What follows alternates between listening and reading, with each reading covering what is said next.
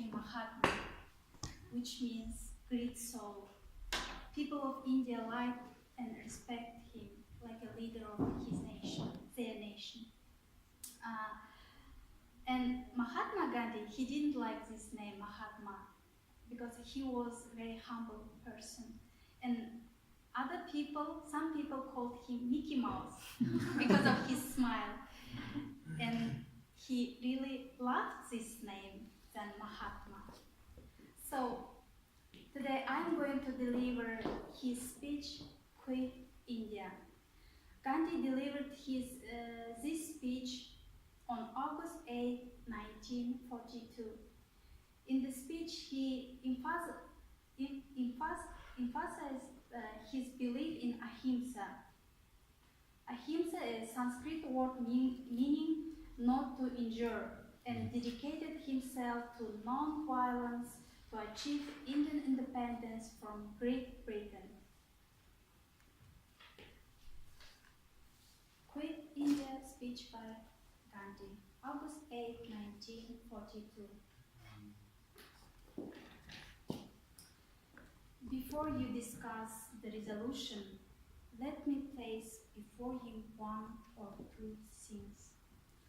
I want you to understand two things very clearly and consider them from the same point of view from which I am placing them before you. I ask you to consider it from my point of view because if you approve of it, you will be enjoined to carry out all I say. It will be great responsibility. There are people who ask me whether I am the same man that I was in 1920 or whether there has been any change in me. You are right in asking that question. Let me, however, hasten to assure that I am the same Gandhi as I was in 1920. I have not changed in any fundamental respect. I attach the same importance to non-violence that I did then. If at all, my emphasis on it has grown stronger. There is no real contradiction between the present resolution and my previous writings and utterances. Occasions like the present don't occur in everybody's and but rarely in anybody's life. I want you to know and feel that there is nothing but purest ahimsa.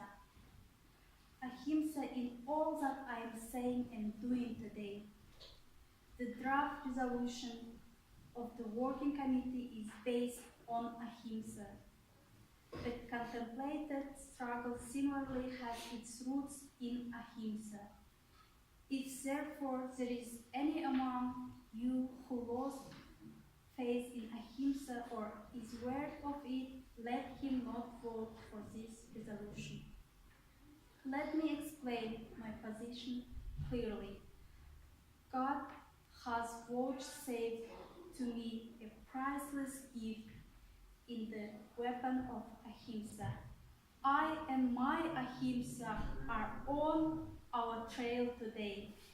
If in the present crisis, when the earth is being scorched by the flames of ahimsa and crying for deliverance, I fail to make use of the God-given talent, God will not forgive me, and I shall be judged unwrongly of the great gift. I must act now. I may not hesitate and merely look on when Russia and China are threatening. Ours is not a drive for power, but purely a non-violent fight for Indians' independence.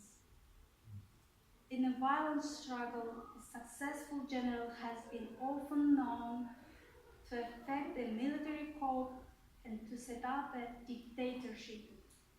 But under the Congress scheme of things essentially non-violent as it is, there can be no room for dictatorship.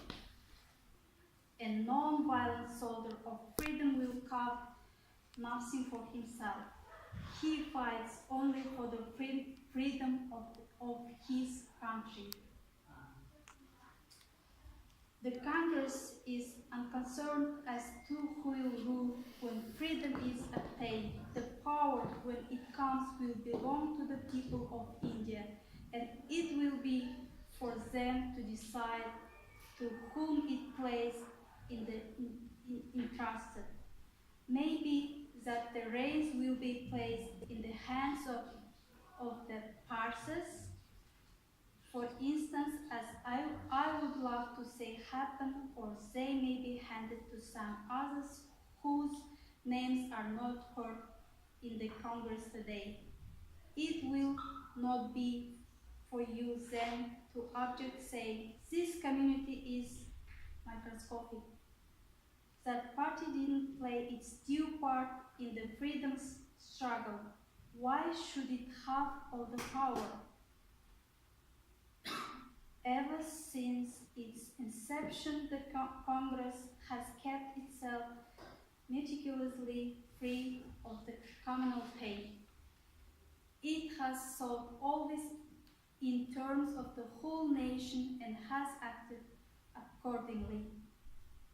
I believe that in the history of the world there has not been more genuinely democratic struggle for freedom than ours. I read Carlyle's French resolution while I was in the prison, and Pandit Jawaharlal has told me something about the Russian Revolution. But it's my conviction that inasmuch as these struggles were fought with a weapon of violence, they failed to realize the democratic ideal. In the democracy which I have envisioned, a democracy established by non-violence, there will be equal freedom for all. Everybody will be his own master. It's to join the struggle for such democracies and that I invite you today. Once you realize this, you'll forget the differences between the Hindus and Muslims, and think of yourself as Indians only. Engage in the common struggle for independence. Our quarrel is not with the British people. Our quarrel is not with the British people. We fight their imperialism. The proposal for the withdrawal of British power didn't come out of anger. It came to enable India to play its due part at the present critical juncture. It's not a happy position for a big country like India to be merely helping with money and material obtained willy-nilly from her while the United Nations are conducting the war. We cannot evoke the true spirit of sacrifice and valor so long as we are not free. I know the British government will not be able to withhold freedom from us when we have made enough self-sacrifice. We must therefore purge ourselves of hatred. Speaking for myself, I can say that I have never felt any hatred. At the time when I may have launched the biggest struggle of my life, I may not harbor hatred against anybody. Thank you.